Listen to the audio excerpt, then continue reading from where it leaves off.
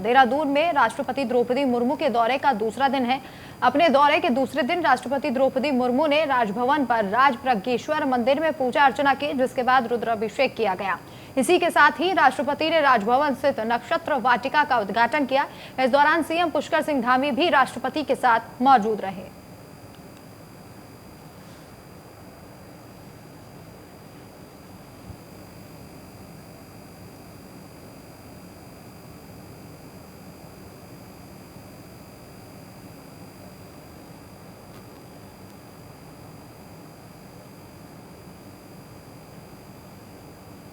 चलिए अगली खबर देहरादून से है, जहां पर राष्ट्रपति द्रौपदी मुर्मू का कार्यक्रम में स्वागत किया गया। गढ़ रतन नरेंद्र सिंह नेगी के गढ़वाली गीतों के साथ उनका स्वागत हुआ। इस दौरान कैबिनेट मंत्री प्रेमचंद अग्रवाल, सुबोध उनियाल और धन सिंह रावत सहित कई नेता और कार्यकर्ता मौजूद रहे।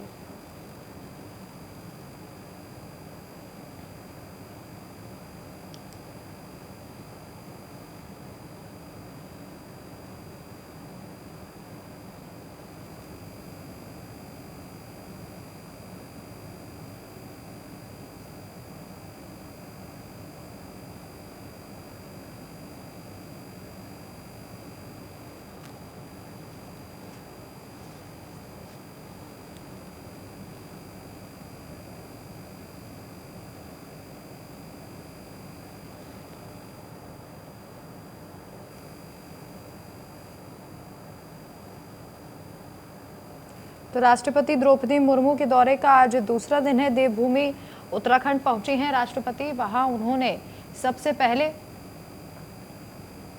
नक्षत्र वाटिका का उद्घाटन किया और उसके बाद आप देख सकते हैं किस तरीके से उनका कार्यक्रम में उनका स्वागत किया गया। नरेंद्र सिंह नेगी के गानों के साथ उनका स्वागत किया गया है। कई कैबिनेट मंत्री इस दौरान कार्यक्रम में मौजूद रहे।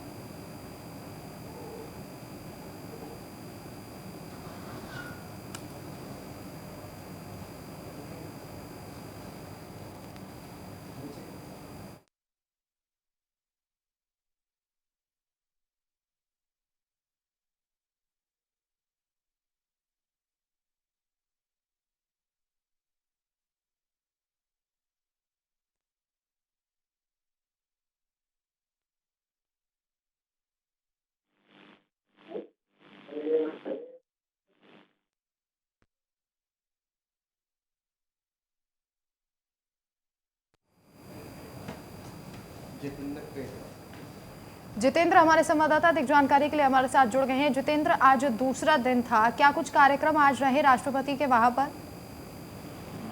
जी देखिए, राष्ट्रपति द्रौपदी मुर्मू की बात करें तो उनके आज कई कार्यक्रम देहरादून में लगे हुए थे और सबसे मुख्य जो कार्यक्रम था वो दून विश्वविद्यालय का तृतीय दीक्षांत समारोह था, जिसमें 36 जो मेधावी छात्र छात्राएं थी उनको उन्होंने सम्मानित किया और समारोह में वर्ष 2021 के स्नातक, स्नातक एवं पीएचडी के 669 विद्यार्थियों को उन्होंने उपाधि प्रदान की। स्वर्ण पदक प्राप्त करने वाले 26 विद्यार्थियों में से 24 छात्राएं थी जो जिनको उन्होंने सम्मानित किया, उनको स्वर्ण पदक दिए। विश्वविद्यालय के दीक्षांत समारोह में जो थीम थी उभरती नारी शक्ति, उसको उन्होंने वहां पर प्रचार किया और देवभूमि उत्तराखंड को नमन करते हुए कहा कि आज दून विश्वविद्यालय के दीक्षांत समारोह में भाग लेकर उन्हें बहुत खुशी हो रही है। डिग्री और मेडल प्राप्त करने वाले विद्यार्थियों को बधाई देते हुए उन्होंने कहा कि इस दिन की स्मृति इन विद्यार्थियों के जीवन यात्रा में सबसे यादगार अनुभव में से एक रहेगी। आज इन विद्यार्थियों का एक सपना साकार हो रहा है। आशा भी व्यक्त की उन्होंने कि ये विश्वविद्यालय जो है शिक्षा के जो विभिन्न मानक है उन पर एक उत्कृष्ट प्रधान के रूप में अपनी पहचान बनाएगा और किसी भी देश की प्रगति और उसके मानव संसाधन की गुणवत्ता पर निर्भर होती है, तो उसी पर आधारित ये संस्थान काम करेगा। मानव संसाधन की गुणवत्ता शिक्षा की गुणवत्ता पर तो निर्भर करता है। उसके लिए संस्थान हमेशा अपने क्रियाकलापों को चरितार्थ करेगा और उन्होंने ये भी कहा कि आज का जो युवा कल का भविष्य है, इस सूत्र वाक्य को अंगीकार करते हुए दून विश्वविद्यालय को सिर्फ राज्य स्तर पर ही नहीं बल्कि राष्ट्रीय स्तर पर भी गुणवत्तापरक मानव संसाधन तैयार करने की दिशा में कार्यरत रहना चाहिए। इसके अलावा कई सारी बातें उन्होंने बच्चों से शेयर की और उन्होंने कहा कि युवाओं को सक्षम बनाने के लिए उन्हें कौशल प्रदान करने के लिए जो विश्वविद्यालय है वो कृत संकल्प है और भविष्य में भी रहेगा। विश्वविद्यालय में जो 5 विदेशी भाषा और 3 स्थानीय भाषाओं का अध्ययन और अध्यापन का कार्य किया जा रहा है वो सराहनीय है। स्थानीय भाषाओं को प्रोत्साहित करना उन्होंने कहा हमारी लोक संस्कृति की संरक्षण का सराहनीय प्रयास है। 2020 में जो विश्वविद्यालय वर्तमान सत्र राष्ट्रीय शिक्षा नीति घोषित किया गया था, लागू किया गया था, तो भारत को नॉलेज सुपर पावर बनाने के राष्ट्रीय लक्ष्य को प्राप्त करने की दिशा में ये काफी उपयोगी होगा और विश्वविद्यालय उस ओर अपना काम करेगा।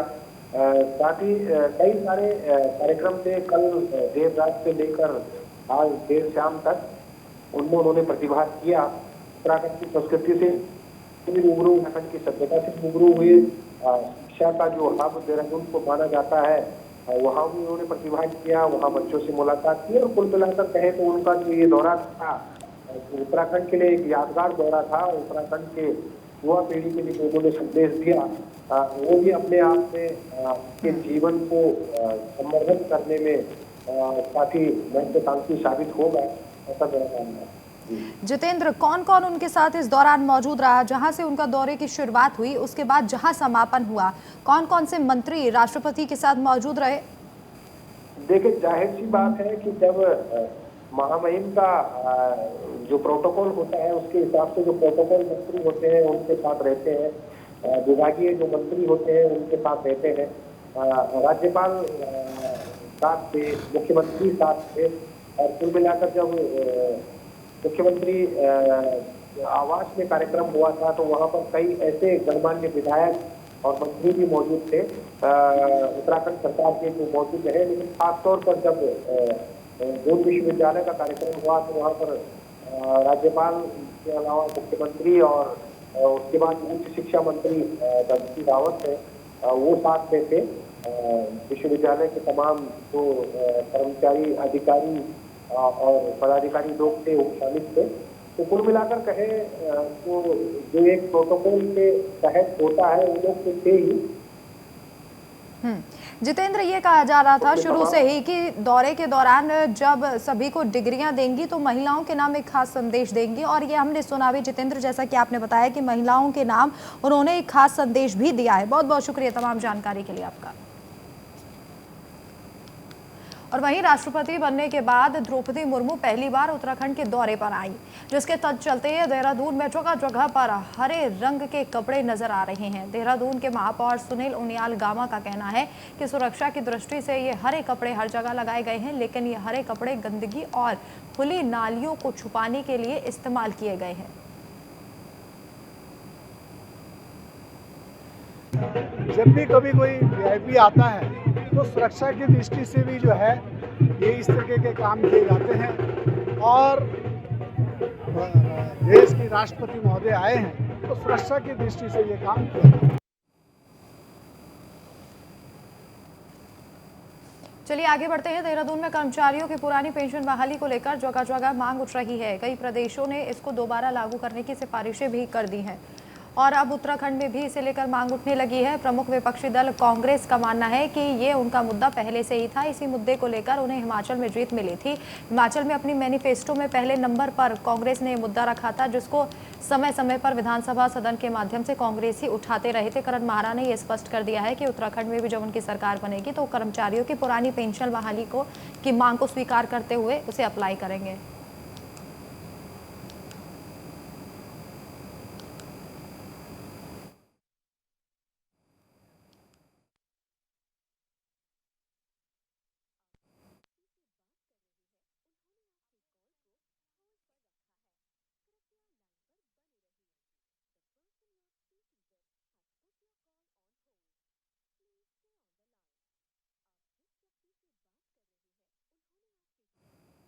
पहला विधायक हूँ पूरे देश का जिसने पुरानी पेंशन बहाली का मुद्दा विधानसभा में उठाया था और जिसको 17 लाख लोगों ने 2 दिन के अंदर देखा था। और राहुल गांधी जी से जब मैं मिला, मुझे गर्व है इस बात का कि मेरा राहुल गांधी अपने कार्यकर्ता की बात सुनते हैं। 2 स्टेट हैं केवल, उन दोनों स्टेटों में ओल्ड पेंशन स्कीम लागू करने का काम राहुल जी ने किया। और राहुल जी का संदेश लेके जब प्रियंका जी हिमाचल आई, उन्होंने कर्मचारियों को वादा किया कि जहाँ जहाँ कांग्रेस की सरकार बनेगी वहाँ वहाँ हम ओल्ड पेंशन स्कीम को लागू करेंगे। और उसी का नतीजा था कि सारे जितने भी कर्मचारी, उन्होंने, उनके परिजनों ने कांग्रेस को फेवर किया और आज कांग्रेस की सरकार है।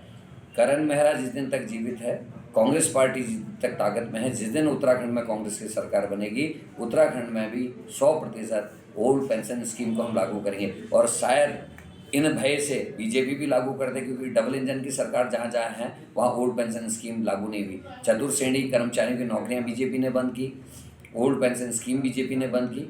और आज अगर ये दोबारा किसी स्टेट में इसको लागू करते हैं, उसको भी मैं कांग्रेस की जीत के रूप में देखूंगा। लेकिन जहाँ जहाँ कांग्रेस आएगी वहाँ वहाँ पुरानी पेंशन बहाली होगी।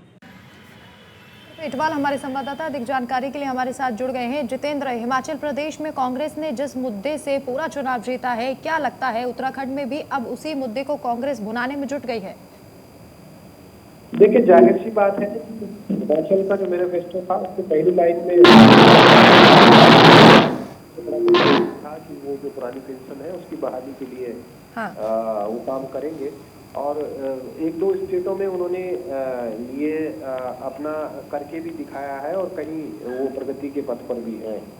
लेकिन अगर यहाँ भी वो वादा करते हैं कि हिमाचल की जो जीत है, करण मेहरा ने खुद स्वीकार किया है, जो उत्तराखंड के प्रदेश अध्यक्ष है कांग्रेस के, उन्होंने ये स्वीकार किया है कि हम लोग अगर हिमाचल में जीते हैं तो कर्मचारी जो है और उनके परिजन जो है उनके वोटों से हम लोग जीते हैं। और पुरानी पेंशन बहाली को लेकर हमने लोगों से वादा किया था और वो हम करके दिखाएंगे। और शायद वहाँ हिमाचल में भी जो उनके वरिष्ठ नेता हैं हिमाचल के, उन्होंने भी ये बात कह दी है कि ये मकसद एक आया था कि पहली कैबिनेट बैठक जो होगी उसमें कांग्रेस इसको लाएगी और इसको पास करेगी।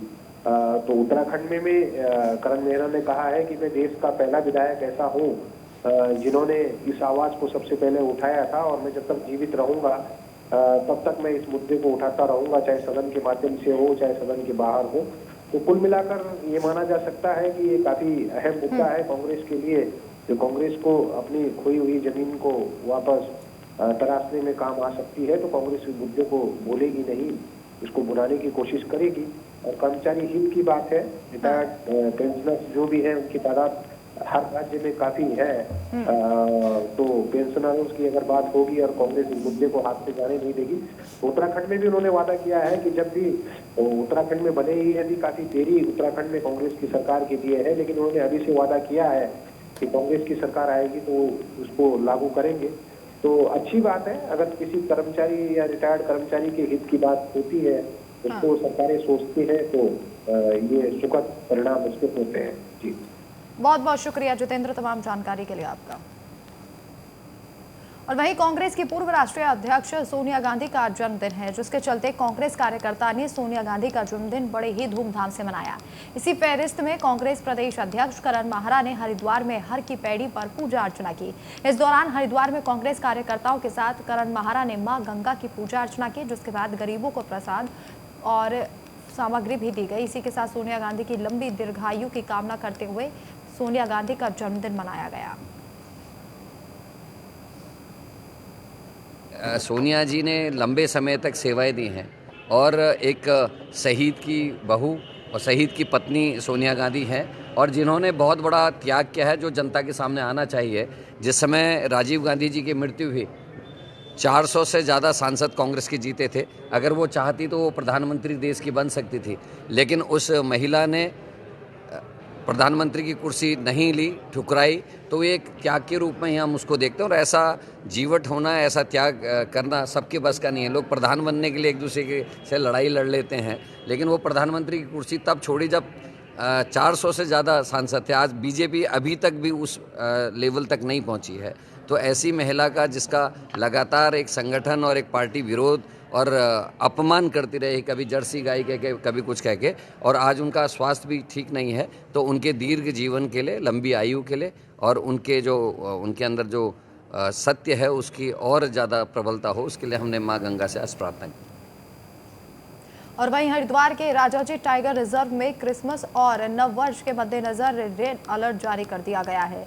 उच्च अधिकारियों ने सभी रेंजों में सघन गश्त के निर्देश दिए हैं। गंगा तटीय स्थानों और मझियाड़ों में सख्त निगरानी के आदेश दिए गए हैं। रेड अलर्ट के चलते सभी वनकर्मियों की छुट्टियां रद्द कर दी गई हैं।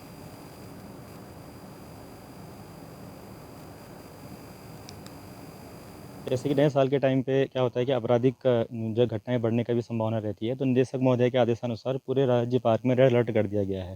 जिसके क्रम में हम लोगों ने भी पूरे राज्य की जितनी भी रेंजें हैं सब में, चाहे रात्रि गश्त हो, दिन की गश्त हो, लंबी दूरी गश्त हो, अति संवेदनशील क्षेत्रों में तथा संवेदनशील क्षेत्रों में हमने जो है गश्तों को बढ़ा दिया गया है और पूरे स्टाफ को अलर्ट कर दिया गया है। और किसी प्रकार का कोई भी जो है किसी को अवकाश स्वीकृत नहीं किया जाएगा, जैसे कि ऊपर से आदेश हैं। और इस प्रकार से हम सारी आपराधिक घटनाओं को रोकने की पूरी कोशिश कर रहे हैं।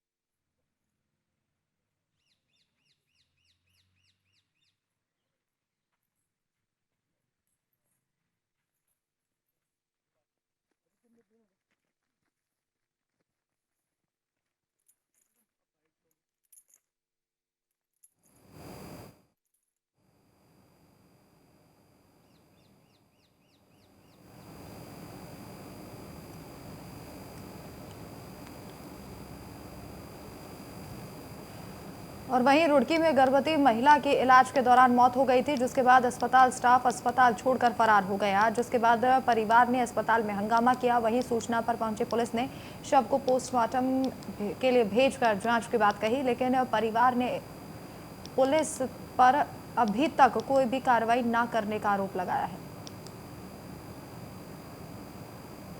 वही तो ये है कि जब जैसे हम बेअनाथ कर दिए, उन्होंने हमारे बच्चों को अनाथ कर दिए, उनको भी सज़ा मिलनी चाहिए। जो बात है जी, हमारे बच्चे देखो यतीम हो गए, बताओ उनका सहारा कौन होगा? आप बताइए, इसका सहारा कौन बनेगा? है जी, छोटे छोटे बच्चे, बताओ क्या करेंगे हम? उनको भी पूरी वो मिलनी चाहिए। उन्होंने मेरे घरवालों को अचानक जानबूझ के मारी है जी। खांसी की प्रॉब्लम में बताइए अस्पताल में कौन नहीं ले जाएगा? थोड़ी सी प्रॉब्लम सी, चलो मगर भाई घर से अच्छा है कि वहाँ शिकायत सुकी हो जाएगी, है जी। थोड़ा कोई प्रॉब्लम है तो आदमी को वहाँ से सुविधा मिल जाती है। कोटद्वार में प्रसिद्ध तीर्थ के 3 दिवसीय वार्षिक महोत्सव मेले का शुभारंभ हो गया है। मेले में सुबह से ही भारी संख्या में श्रद्धालुओं का तांता लगा हुआ है। इस 3 दिवसीय मेले में लाखों की संख्या में श्रद्धालु उत्तर प्रदेश, हरियाणा, राजस्थान और दिल्ली सहित कई जगहों से आते हैं और बाबा के दरबार में अपनी इच्छाएं प्रकट करते हैं।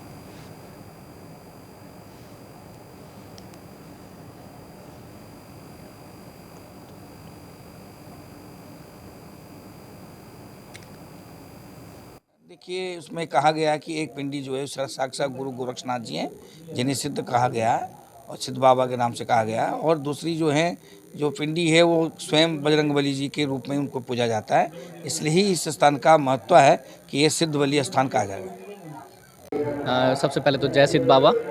यहाँ पर हर साल की तरह इस साल भी यहाँ पर हर्षोल्लास के साथ सिद्ध बलि बाबा का वार्षिक अनुष्ठान मनाया जा रहा है। आज वार्षिक अनुष्ठान का प्रथम दिन है। प्रथम दिन में यहाँ पर बहुत सारी झांकियाँ जो विभिन्न क्षेत्रों से आती है, शाम को यहाँ पर झांकी सिद्ध बाबा की निकाली जाती है।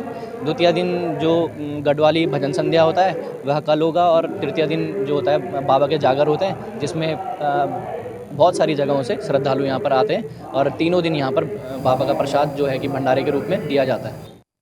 और वहीं लालकुआं में उत्तराखंड के डेयरी विकास विभाग के निदेशक ने अत्याधुनिक दुग्ध प्लांट लगाने वाले स्थान का निरीक्षण किया। इस दौरान जमीन की नपाई भी की गई। निरीक्षण के दौरान उनके साथ दुग्ध संघ के अध्यक्ष मुकेश बोरा भी मौजूद रहे। आपको बता दें कि 1.5 लाख लीटर दैनिक क्षमता के साथ ये प्लांट बनेगा।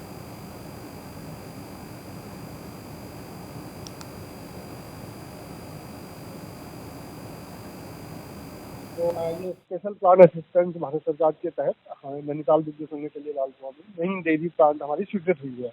लगभग इसमें 61 करोड़ की योजना तो वर्तमान में स्वीकृत है, बाकी विस्तार के लिए भविष्य में उसका विस्तार भी होगा। तो उस चूंकि नया डेयरी प्लांट बनना है तो उसके लिए हम आज जगह देखने के लिए आए थे कि कहाँ उपलब्ध है।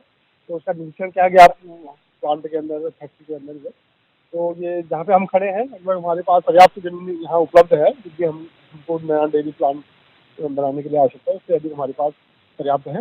तो ये जमीन का चिन्हीकरण करके अब इसमें जो हमारे एक्सपर्ट संस्थाएं, कंसल्टेंट हैं, वो आके अपना बहुत अग्रतर कार्रवाई करेंगे, जिसमें लेआउट का प्लान बनाना, सॉइल टेस्टिंग करना। ये प्रक्रिया शीघ्र ही शुरू हो जाएगी, बल्कि विदिन 1 वीक में ये वाली प्रक्रिया हम शुरू करेंगे। डेयरी एवं निदेशक सहकारिता श्रीमान संजय खेतवाल जी ने नए प्लांट के लिए पूरे इंजीनियरों और अपने अधिकारियों के साथ पूरी लोकेशन को देखा है और पूरी जमीन की नापजोख कराई है। तो मुझे संस्था की ओर से माननीय अपने निबंधक और निदेशक महोदय का धन्यवाद ज्ञापित करता हूँ कि पूरी तीव्रता से आप सरकार द्वारा चलाई योजनाओं को धरातल में लाने का प्रयास कर रहे हैं। और वहीं जोशीमठ के उच्च न्यायालय में एक PIL याचिका के अनुपालन के तहत सहभागिता गोष्ठी का आयोजन किया गया। जन सहभागिता अभियान चलाने के साथ अपशिष्ट प्रबंधन अधिनियम 2016 के अंतर्गत नियमों का कड़ाई से पालन करने की अपील की। अधिशासी अधिकारी भारत भूषण पवार ने कहा कि सभी लोग कूड़ा वाहनों में सूखा और गीला कूड़ा अलग करके डालें। कूड़े को खुले में ना फेंकें ताकि कूड़े का निस्तारण वैज्ञानिक तरीके से हो सके।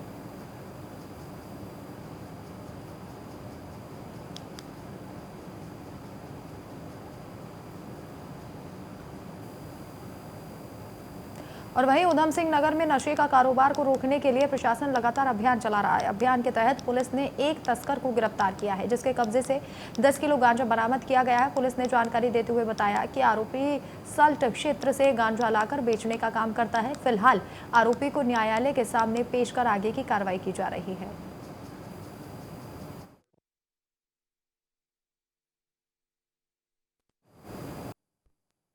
और वहीं अल्मोड़ा जिले के विकासखंड सल्ट में डीएम वंदना ने निर्माणाधीन मिनी स्टेडियम मालिना का निरीक्षण किया।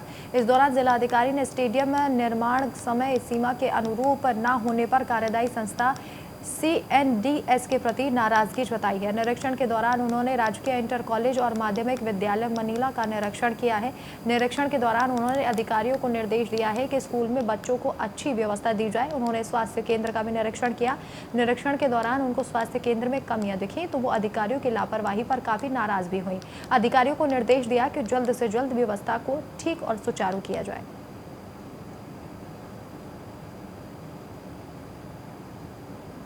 क्षेत्र के 2 दिवसीय भ्रमण के आज दूसरे दिन हम लोगों ने हॉस्पिटल और स्कूल्स का निरीक्षण किया है।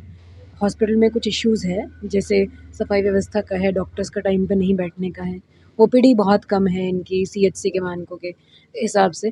तो इसको सुधार करने के लिए इनका डॉक्टर्स का रोस्टर इत्यादि बनाने के लिए जो भी आवश्यक निर्देश हैं वो CMO को दिए गए हैं और इनको 1 महीने का समय दिया है इम्प्रूवमेंट लाने के लिए नई व्यवस्थाओं के अनुसार। और यदि नहीं लाया जाता है तो तदनुसार फिर एक्शन लेंगे। अधिकारी को सभी विद्यालयों का औचक निरीक्षण करके समय से जो शिक्षक हैं सभी विद्यालयों में उनकी उपस्थिति सुनिश्चित करने के लिए निर्देशित किया है। माध्यम से ज़्यादातर क्षेत्र में सल्ट के जल जीवन मिशन का काम हो रहा है। फेज़ 1 में जो विभाग है उन्होंने कनेक्शन देने के काम इसमें किए थे, जो वर्तमान में ऑनगोइंग स्कीम्स हैं उन्हीं के माध्यम से दिए गए थे। कुछ जगह पर उसमें समस्याएं आ रही हैं कि पानी कम है लेकिन वहाँ पर नए कनेक्शन दे दिए गए हैं। अभी वर्तमान में सभी जगह पे जो फेज़ 2 का ऑगमेंटेशन का वर्क है वो शुरू हो गया है, तो उसमें जो भी ये समस्याएं जल जीवन मिशन के फेज़ 1 में आई थी उसका समाधान हो जाए।